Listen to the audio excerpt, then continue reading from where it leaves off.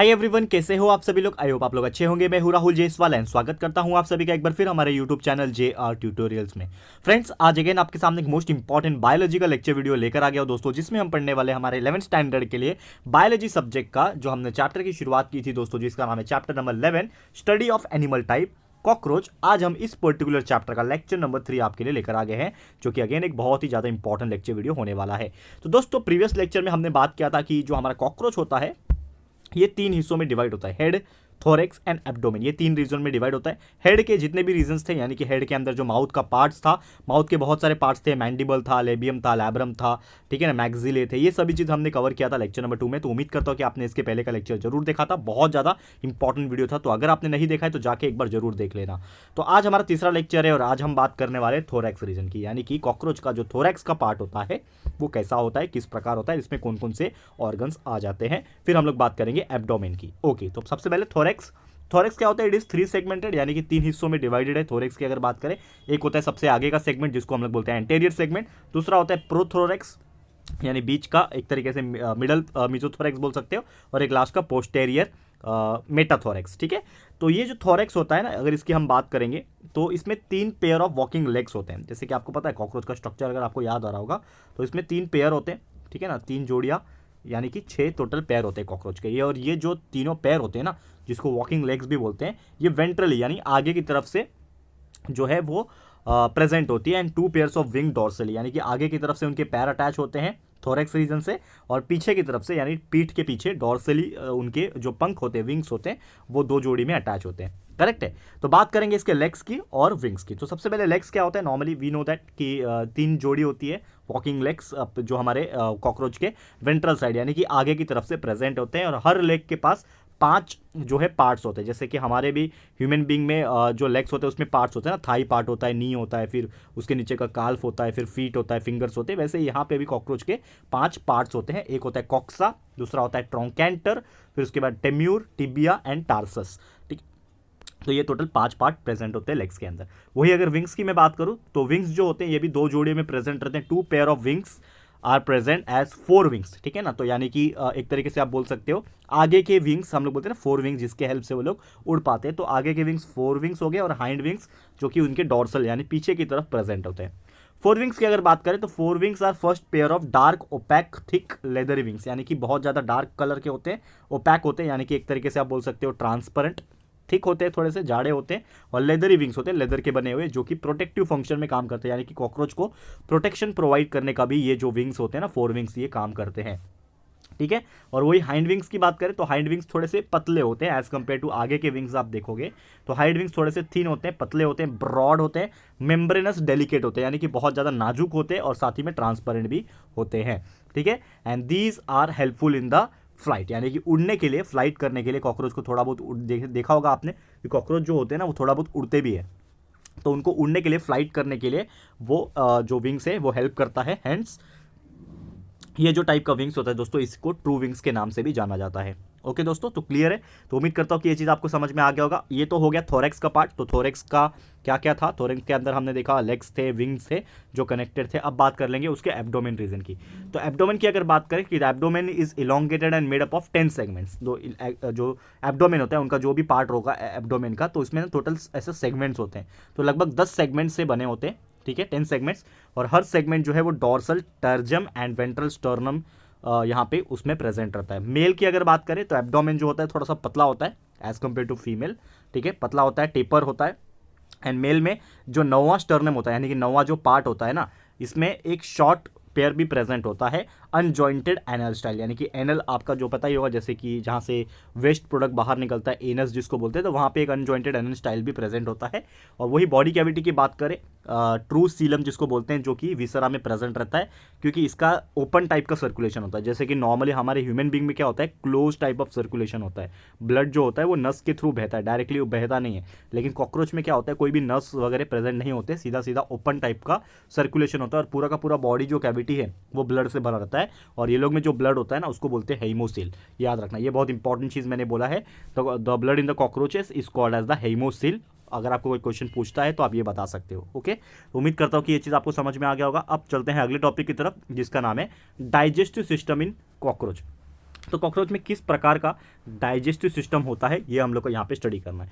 तो digestive system cockroach की अगर हम बात करें, it consist of A mouth parts यानी कि उसमें जो मुंह के पार्ट होते हैं, ऑब्वियसली जो हमने ऑलरेडी डिस्कस किया, माउथ पार्ट्स की बात करेंगे। एलिमेंट्री कैनाल होता है और इसमें सलाइवरी ग्लैंड्स भी प्रेजेंट होते हैं, ठीक है।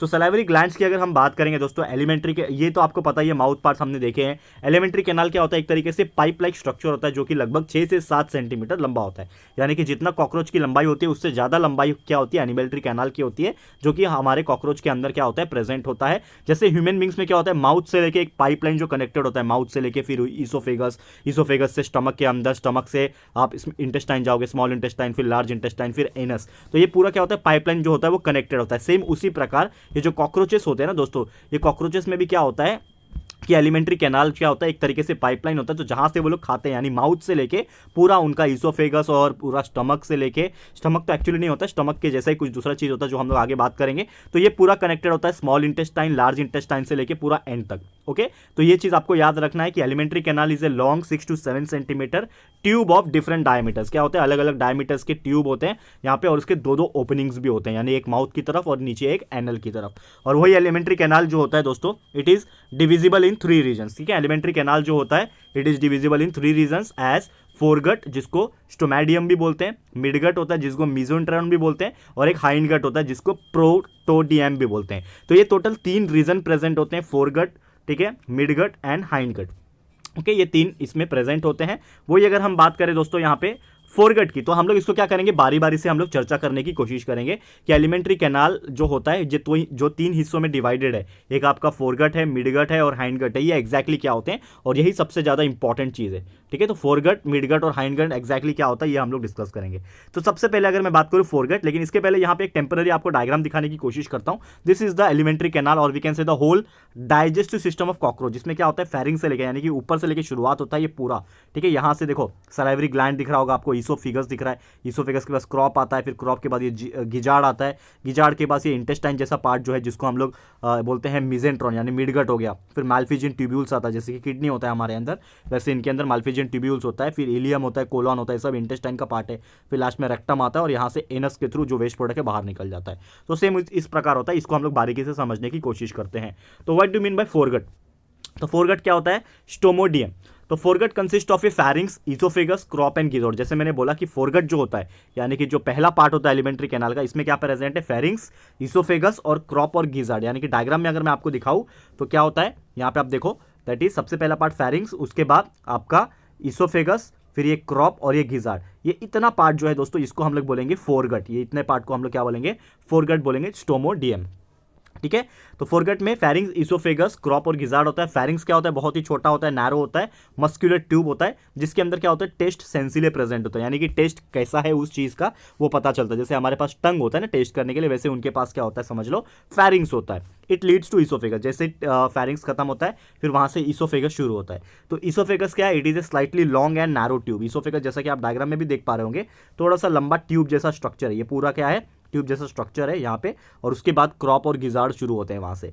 तो क्या बोला मैंने कि oesophagus is a slightly long and narrow tube and it opens in the crop. Crop में ओपन होता है। तो क्रॉप क्या है, crop is a large pear shaped sac, ठीक है ना, गोनी जैसा, जैसे हमारे स्टमक होता है ना, वैसे ये गोनी जैसा ऑर्गन है, जैसा कि आप ये देख पा रहे होंगे, ये पूरा एक गोनी जैसा यानी सैक जैसा ऑर्गन है, जिसके अंदर टेम्पररी फूड जो है वो स्टोर होता है and then send it to gizzard. बाद में वो जो फूड होता है वो गिजार्ड के पास चले जाता है। और गिजार्ड क्या होता है, एक तरीके से फ्लावर जैसा दिखने का वाला ऑर्गन होता है। ये वाला पार्ट दिख रहा है आपको, फूल जैसा दिखता है, ठीक है ना। यहाँ पे डायग्राम मैंने मेंशन नहीं किया, लेकिन कुछ ऐसा इस तरह से फूल जैसे होता है आपके, उस तरह से दिखता है अगर 3D में देखा जाए तो। और हर एक फूल के अंदर, यानी कि हर एक जो स्ट्रक्चर होता है उसके अंदर क्या होता है, गिजार्ड का एक स्मॉल स्पेरिकल ऑर्गन है, गोल सा स्पेरिकल ऑर्गन होता है। और इंटरनली इसके अंदर ना 6 सर्कलेट, यानी कि सर्कल में 6 टीथ प्रेजेंट होते हैं, चिटिनियस टीथ, यानी कि जो आपका चिटिन मटेरियल होता है, प्रोटीनिशियस मटेरियल, उससे टीथ बने होते हैं। और ये जो टीथ होते हैं उनको हेल्प करते हैं फॉर क्रशिंग द फूड। तो आप सोच सकते हैं दोस्तों कि इनिशियली एक्चुअल में माउथ के पास ही होना चाहिए टीथ, लेकिन सोचो यहाँ पे टीथ कहाँ है, उनके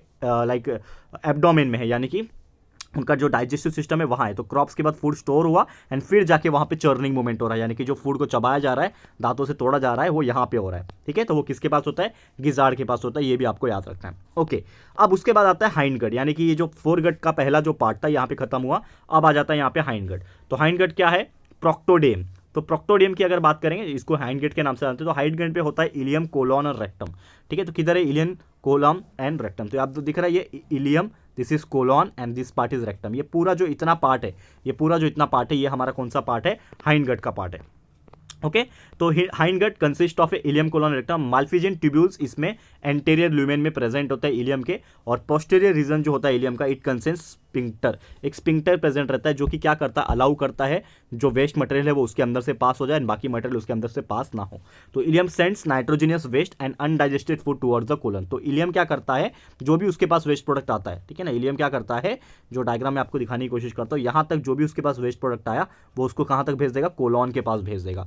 तो जैसे इलियम के पास वेस्ट प्रोडक्ट आया वो उसको कहाँ भेज देगा, कोलॉन के पास भेज देगा। एंड कोलॉन क्या होता है, एक लंबा एंड वाइडर पार्ट है हाइंड गट का, जो क्या करता है, वेस्ट मटेरियल को लेता है और उसको रेक्टम के पास भेज देता है। यानी कि इन शॉर्ट अगर मैं बात करूं, सबसे पहले जो इलियम के पास आया वेस्ट प्रोडक्ट उसने कोलॉन को भेज दिया एंड कोलॉन उसको यहां से भेज देगा किसके पास, रेक्टम के पास। तो अब जाके रेक्टम के पास क्या आ गया, वहां पे जो वेस्ट प्रोडक्ट है वहां पे आ गया, और रेक्टम जो है वो ओपन होता है आउटसाइड बाय एनस। ठीक है, जैसे ह्यूमन बीइंग में भी एनस होता है, उसी प्रकार जो कॉकरोचेस होते हैं वहां पे भी एनस होता है।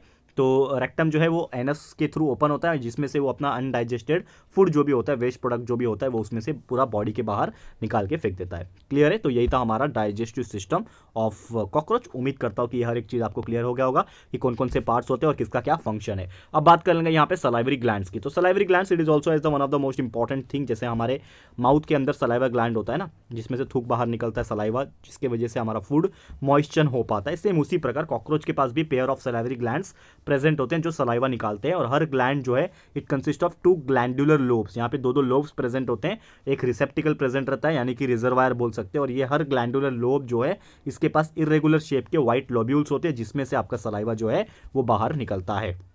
ओके तो ये था सलाइवरी ग्लैंड्स के बारे में। उम्मीद करता हूँ कि आपको समझ में आ गया होगा। एंड अगर बात करें फूड एंड डाइजेशन की, तो सेम उसी प्रकार है कि कॉकरोच जो होता है वो ऑमनीवरस होता है, यानी कि वो हर टाइप का जो फूड है वो खा सकता है।